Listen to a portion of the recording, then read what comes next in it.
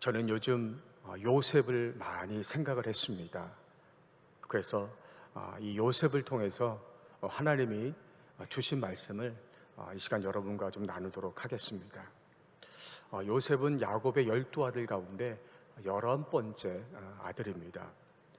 그러면서 17세의 나이에 하나님이 주신 꿈을 꾸게 됩니다. 근데 그 꿈 때문에 오랜 세월 동안 시련과 고난을 겪게 됩니다. 하나님이 주신 꿈을 형들에게 말했다가 시기를 당해서 애굽의 노예로 팔려가게 되고, 또 보디발 장군 집에서는 노예로 성실하게 일했는데 억울한 누명을 쓰고 감옥에 갇히게 됩니다. 이렇게 요셉은 하나님이 주신 그 꿈 때문에 13년 정도 고난과 시련의 세월을 보내지만 끝까지 믿음을 지킵니다. 그 결과 30세에 애굽의 총리가 되고, 또 39세에는 아버지와 형제들이 요셉에게 와서 이제 절을 하는, 그 요셉을 제외하는 그런 하나님이 주신 꿈이 이루어지게 됩니다. 저는 오늘 말씀을 통해서 여러분 중에 요셉처럼 하나님이 주신 그 꿈을 꾸고 있으면서도 그 시련의 세월을 보내는 분들이 계시다면 다시 일어나서 그 꿈을 이루시기를 간절히 기도합니다.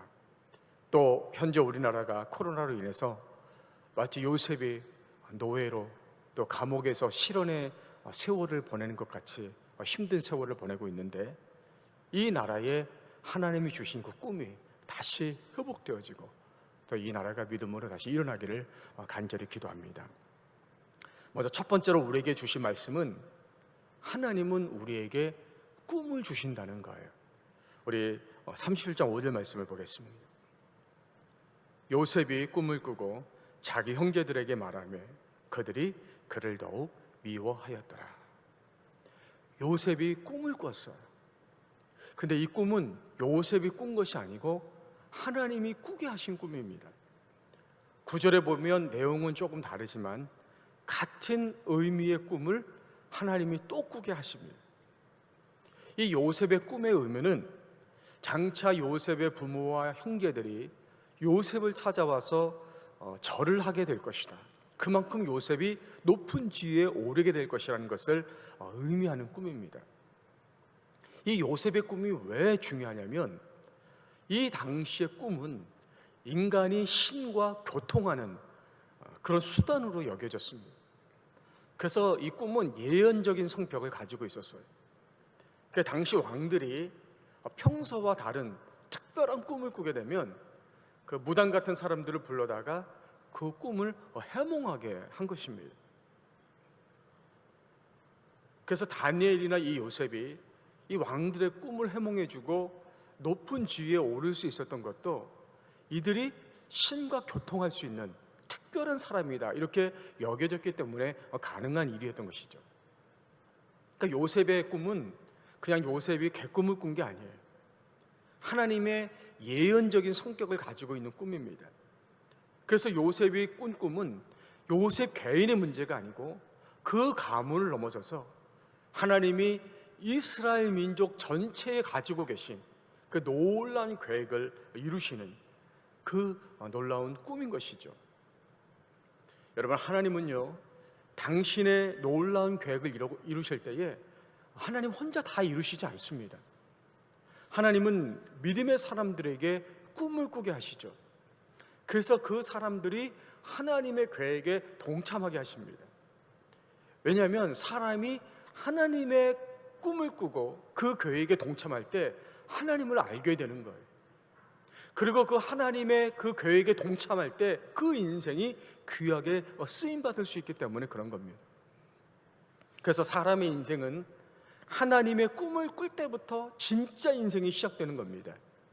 아브라함은 75세까지 아무 의미가 없는 인생이었어요. 그러다가 하나님께서 그를 부르시고 그가 그 꿈을 꾸기 시작하면서 그 75세에 그 아브라함의 진짜 인생이 시작이 됩니다.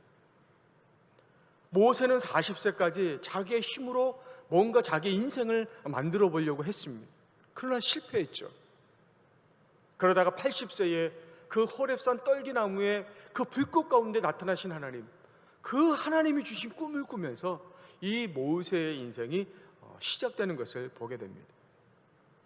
모든 믿음의 사람들은 나이나 학력이나 재력과 상관없이 하나님을 만나고 하나님이 주신 그 꿈을 꾸면서부터 그 인생이 시작되는 것을 볼 수가 있습니다. 그럼 우리가 이 하나님의 꿈을 꾸려면, 그 하나님의 계획을 알려면 어떻게 되겠습니까? 지금도 이 요셉처럼 꿈이나 예언이나 또 환상 같은 것을 통해서 하나님의 꿈을 꿀 수도 있어요. 그러나 지금은 하나님이 우리에게 진리의 말씀인 성경 주셨기 때문에 일반적으로는 이 성경을 통해서 꿈을 꾸게 하시고 하나님의 계획을 알게 하십니다. 우리가 하나님의 말씀을 묵상하다가 아브라함이나 모세처럼 인생이 한순간에 극적으로 바뀌는 경우도 있어요. 하지만 일반적으로는 우리가 하나님의 말씀을 듣고 은혜를 받을 때마다 그 말씀이, 그 은혜가 크든 작든 그 말씀에 순종하게 되면 그때마다 그 순종의 과정을 통해서 우리가 하나님의 계획을 알게 되고 그 하나님의 그 계획을 이루어가게 되는 것입니다. 여러분, 하나님의 계획은 너무 크고 위대합니다. 우리의 머리로는 이해할 수가 없어요. 우리의 눈으로는 그 계획을 다 볼 수가 없습니다. 또 어떤 계획들은 우리의 인생이 너무 짧기 때문에 그 하나님의 계획을 다 이루어드릴 수도 없어요. 실제로 이 요셉이 꾼 꿈도 하나님이 이스라엘에 갖고 계신 그 계획에 비하면 한 부분에 지나지 않거든요. 그래도 하나님이 나에게 주신 꿈을 귀하게 여기고 나에게 맡겨진 그 한 부분이 이루어지도록 우리가 믿음으로 살면 그 한 부분 한 부분이 모여서 하나님의 완성된 꿈을 우리가 보게 되는 것입니다. 또한 그 과정에서 우리 인생이 하나님께 귀하게 쓰임받게 되는 거예요. 저는 여러분들이 하나님이 주시는 그 꿈을 꿀 수 있기를, 그 당신이 왜 삽니까? 당신의 인생의 목적이 무엇입니까? 라고 물어봤을 때 저는 하나님이 나에게 주신 이 꿈이 내 인생의 목적입니다 라고 당당하게 말할 수 있는, 꿈이 있는 그런 여러분의 인생이 되기를 주의 이름으로 간절히 축복합니다. 자, 두 번째로 하나님은 이 야곱의 12아들들 가운데 11번째 아들인 요셉에게 이제 꿈을 꾸게 하셨어요. 왜 많은 아들들 가운데 하필 11번째인 요셉에게 꿈을 꾸게 하셨을까? 그것은 이 요셉은 하나님의 꿈을 이루는데 준비된 사람이기 때문에 그렇습니다. 요셉은 준비된 사람이에요. 첫 번째로 이 요셉은 육체적으로는 11번째 아들이었지만 영적으로는 첫 번째 장자였습니다. 하나님이 당신의 계획을 이루실 때 주로 한 가문의 그 장자, 첫째를 통해서 이루십니다. 성경에서는 이 장자권을 중요하게 말하는 거예요. 왜냐하면 그 장자를 통해서, 그 장자권을 통해서 하나님의 일을 이어가고 계시기 때문에 그렇습니다. 근데 성경에서는 이 육체적인 장자도 물론 중요하지만 영적인 장자를 굉장히 중요하게 여기세요. 자, 이렇게 보면 이 야곱의 12아들 가운데 하나님의 계획을 이루어갈 아들은 누구냐면 먼저 육체적인 장자인 첫째인 르우벤입니다. 르우벤이에요. 근데 이 르우벤은 아버지의 그 첩과 동침을 해요. 그러니까 성범죄를 저지르죠. 그래서 이 장자의 권한을 잃어버립니다. 또 둘째인 시므온과 셋째인 레위는 여동생 디나가 세겜 땅에서 이 하몰의 아들에게 이제 강간을 당하죠. 그때 이들에게 당신들이 할례를 하면 우리 여동생을 죽였다라고 제안을 해요. 그리고 이 세겜 사람들이 할례를 하니까 가서 그 사람들을 다 죽여버립니다. 그러니까 이들은 할례라고 하는 거룩한 예식을 사람을 죽이는 일에 이용했기 때문에 장자의 자격이 박탈된 것입니다. 이 외에도 여러 아들들이 있었지만 이들은 야곱의 아들들이 아니고 다 첩의 아들들입니다. 그 장자의 자격이 없어요. 반면에 이 요셉은 비록 육체적으로는 11번째 아들이었지만 야곱의 아내인 라헬의 아내예요. 라헬. 그리고 그것도 라헬이 원래는 임신을 하지 못했는데 하나님의 은혜로 임신을 해서 낳은 아들입니다. 그렇기 때문에 하나님이 이 요셉을 영적인 장자로 인정하시고 하나님의 그 계획을 이어가게 하신 거예요. 여러분, 세상에서는요, 육체적으로 첫 번째가 중요해요. 첫 번째 1등이 중요하죠. 돈이 많아야 되고 공부도 잘해야 되고 능력도 있어야 되고 학연도 있어야 되고 지연도 있어야 되고 다 있어야 됩니다. 그러면 성공할 수가 있어요. 그러나 영적인 세계에서는 하나님이 인정하시는 사람, 영적인 장자가 되어야 됩니다. 그래서 이 영적인 장자가 하나님이 주시는 꿈을 꾸게 되고 하나님께 쓰임받을 수가 있게 되는 거예요. 이것이 하나님의 영적인 원리입니다. 또 두 번째, 하나님이 요셉에게 꿈을 꾸게 하신 이유는 이 요셉은 거룩함으로 준비된 사람이에요. 우리 37장 2절 말씀을 보십시오. 자, 우리 여기 오신 분들 같이 읽겠습니다. 37장 2절, 자, 시작. 야곱의 족보는 이러하니라.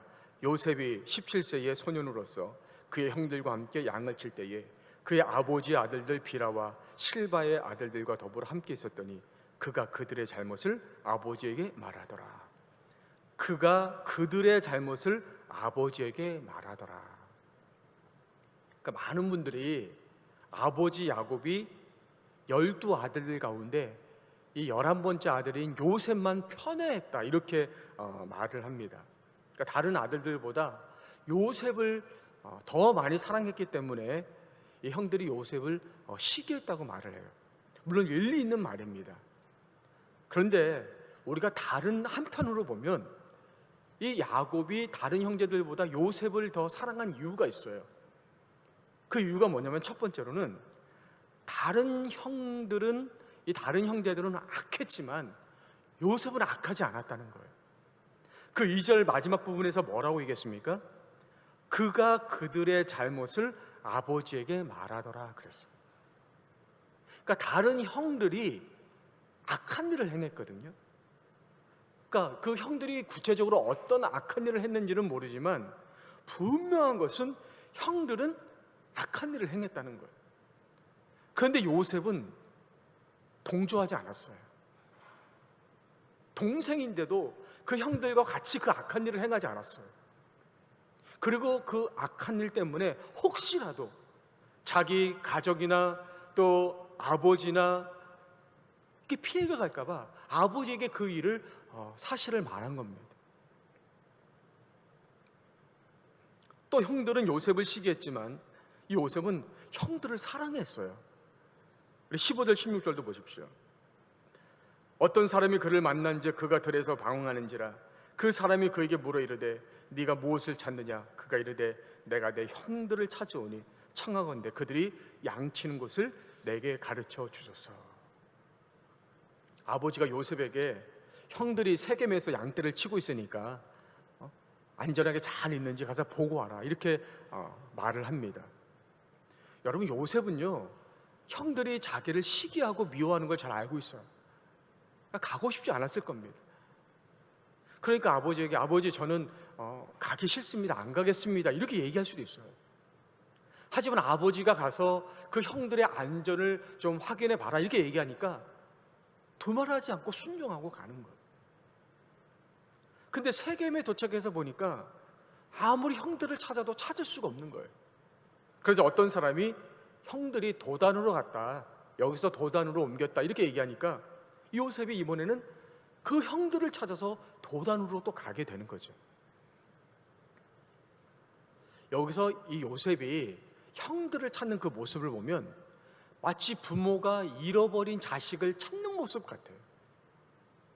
그러니까 요셉은 어쩔 수 없이 아버지가 시켰으니까 그냥 와서 형들을 보는 게 아니라 내 형이기 때문에, 내 형님들이기 때문에, 내 가족이기 때문에 그 형들을 찾아야 되는 거예요. 없으니까, 없어졌으니까 안전이 걱정돼서 그 애타는 마음을 가지고 형들을 찾고, 없으니까 그 도단까지 가서 그 형들을 찾고 있는 겁니다. 이게 요셉의 마음이에요. 형들의 입장에서는 요셉이 자기들의 잘못을 아버지에게 일러 바치고 자기들이 양떼를 제대로 돌보고 있는지 감시하러 온 것처럼 보이지만, 이 요셉의 입장에서는 그 잘못한 악한 일을 하고 있는 그 형들이 걱정되고, 또 먼 땅에서 양들을 보고 있는 그 형들의 안전이 걱정이 되는 거죠. 이렇게 착한 동생이 요셉이었어요. 아버지 야곱도 이런 요셉을 지켜보고 있었다는 거예요. 여러분, 아버지가 자식들이 악한 일을 하는 걸 몰랐을까요? 다 알죠. 또 요셉이 형들에게 시기당하고 있는 걸 몰랐을까요? 다 알고 있죠. 그런데 가만히 보니까 요셉은 다른 거예요. 요셉은 형들처럼 악을 행하지도 않고, 오히려 자기를 시기하는 그 형들을 생각하고 사랑하는 그런 아들이었던 거죠. 여러분, 야곱이 그 12아들들을 보면서 과연 이 아들들 가운데 장차 누가 우리 가문의 장자가 될 수 있을까, 이것을 생각하지 않았겠어요? 근데 가만히 보니까 다른 형제들은 자격이 안 되는 거예요. 첫째도 둘째도 셋째도 다 자격이 안 돼요. 그리고 이 장자권이라는 게 야곱이 경험해 봤잖아요. 육체적으로 첫째라고 해서 무조건 장자권을 물려받는 게 아니더라고요. 야곱도 원래는 위에 형이 있었거든요. 에서라는 형이 있었고, 자기는 둘째였어요. 원래 장자권을 받을 수가 없어요. 근데 자기가 장자권을 받았거든요. 어떻게? 형은 그 팥죽 한 그릇의 장자권을 소홀하게 여겼거든요. 그러니까 야곱은 그 장자권을 사모했거든요. 그러니까 이 장자권이라는 것이, 하나님의 놀라운 계획과 축복이 담긴 이 장자권이 무조건 첫째라고 해서 갖는 게 아니구나. 이 12명의 자식들 가운데 이 장자권을 소중히 여기고, 정말로 악을 행하지 않고 하나님이 보실 때 인정할 수 있는 그런 아들이 장자권을 물려받게 되겠구나, 이것을 야곱이 알고 있었기 때문에 요셉을 지켜보고 있었던 거예요.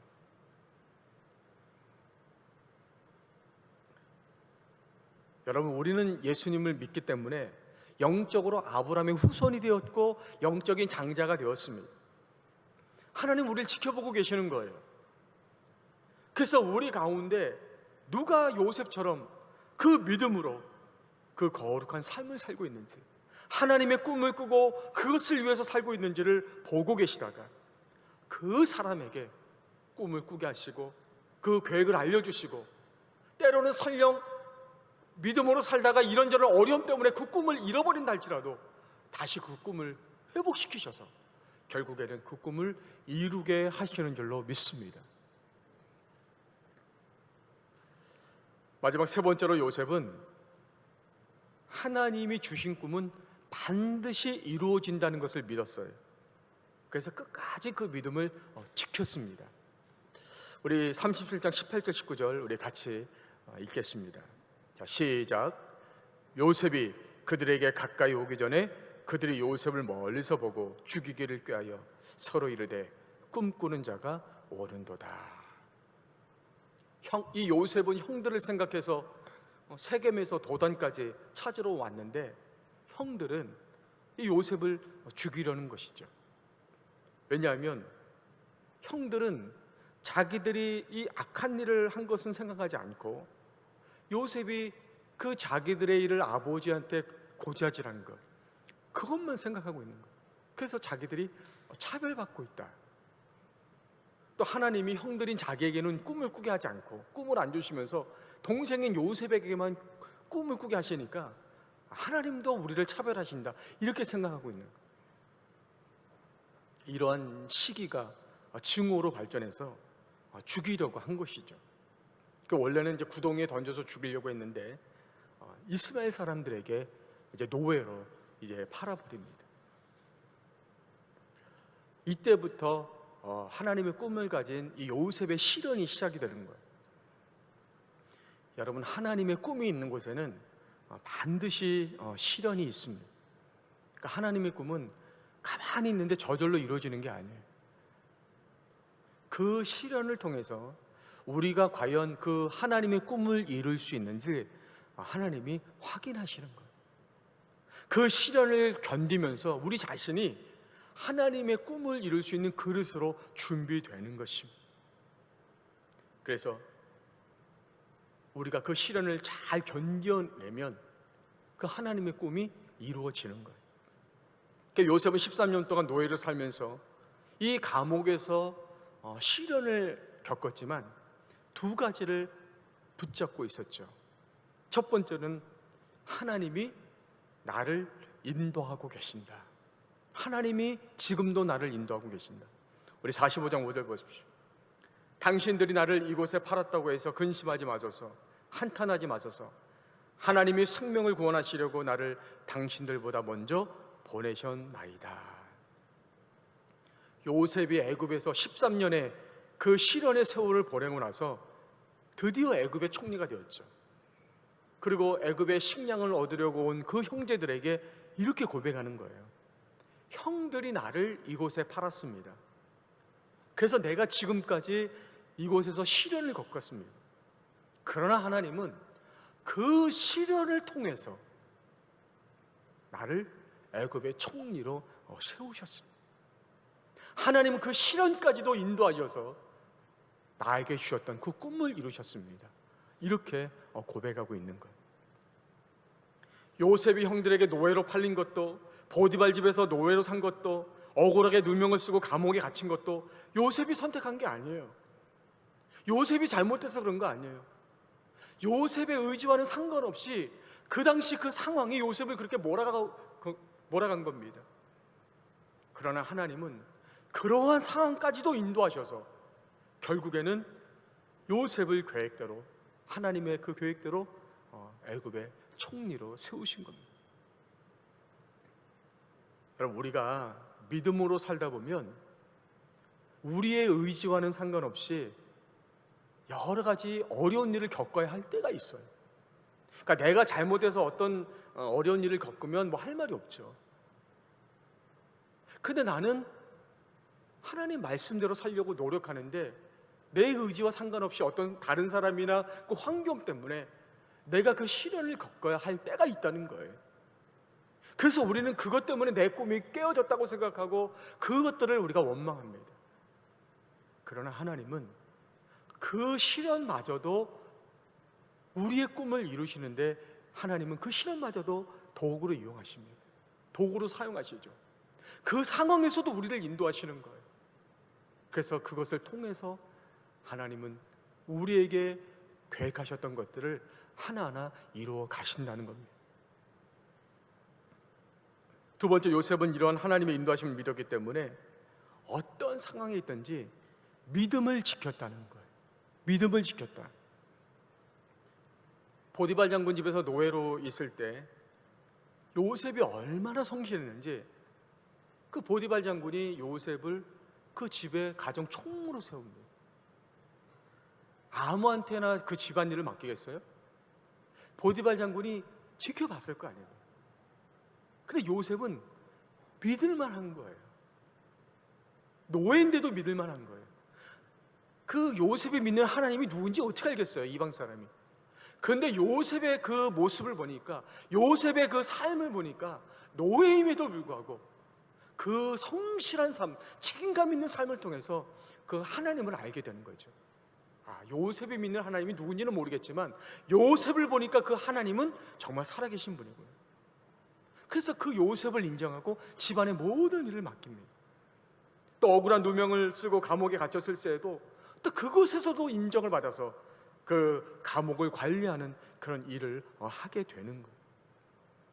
무엇보다도 중요한 것은 이 요셉의 영성이 17살 때 하나님의 그 꿈을 꾸었을 때와 또 노예로 있었을 때, 또 감옥에 갇혔을 때 그의 영성은 전혀 변하지 않았다는 거예요. 오히려 그의 영성은 그 시련 속에서 마치 불에 단련되는 그 금처럼, 정금처럼 단련되고 있었어요. 어떻게 그걸 알 수 있습니까? 그 주변 사람들이 그 요셉을 다 인정했잖아요.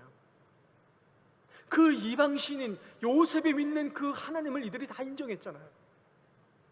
그래서 요셉이 감옥에 갇혔을 때 왕의 신하들이 꿈을 꿨는데 그 꿈을 해몽해 줍니다. 나중에는 그 애굽의 왕이 꿈을 꾸고 나서 고민하고 있는데 그 꿈을 해몽해 주는 거예요. 이것은 요셉이 가지고 있던 영성에서 나오는 거예요.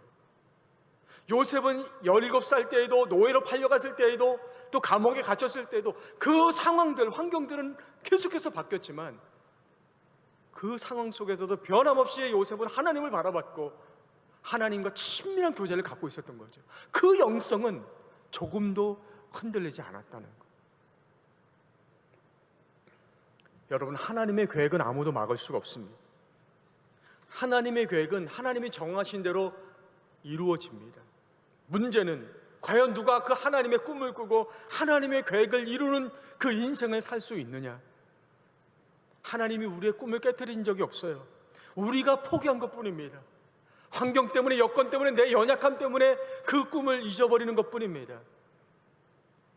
우리가 요셉처럼 어떤 환경이라 할지라도 하나님이 주신 그 꿈을 가슴에 품고 하나님과 교제하며 우리의 영성을 유지할 때 하나님은 우리를 통해서 결국에는 그 꿈을 이루어 가실 것입니다. 제가 설교를 마치면서 찬송을 한 곡 준비를 했는데 요즘 우리 한국교회에서 많이 불리는 찬송입니다. 제목이 선한 능력으로라는 찬송인데, 이 찬송이 어떤 배경에서 만들어졌는가를 좀 제가 좀 찾아봤어요. 이 찬송은 독일의 유명한 목회자이자 신학자인 디트리 본 회퍼라는 디트리 본 회퍼라는 목사님이 그 수용소에서 쓰신 시입니다. 이 목사님이 원래 미국에서 교수로서 보장된 삶을 살고 있었는데 조국인 독일이 히틀러에 의해서, 나치에 의해서 핍박을 받고 있었죠. 그래서 1937년에 그 미국에서 교수의 삶을 내려놓고 이제 조국을 위해서 다시 돌아갑니다. 그 조국의 회복을 위해서 투쟁하며 기도하다가 히틀러를 암살하려고 했다는 그 죄목으로 강제 수용소에 갇히게 됩니다. 그리고 1945년에 39세의 나이로 교수형을 당하게 됐는데, 그때 조국의 회복을 위해 기도하면서 쓴 시가 바로 이 선한 능력으로라는 찬송이에요. 이 찬송시가 독일 교과서에 실리고 또 찬송가에 수록이 되어서 많은 독일 국민들에게 소망을 주고 있습니다. 오늘 이 땅의 믿음의 성도들과 이 민족이 이 찬송을 부르면서 다시 하나님 주신 꿈을 꾸고 일어나기를 간절히 기도합니다. 우리 그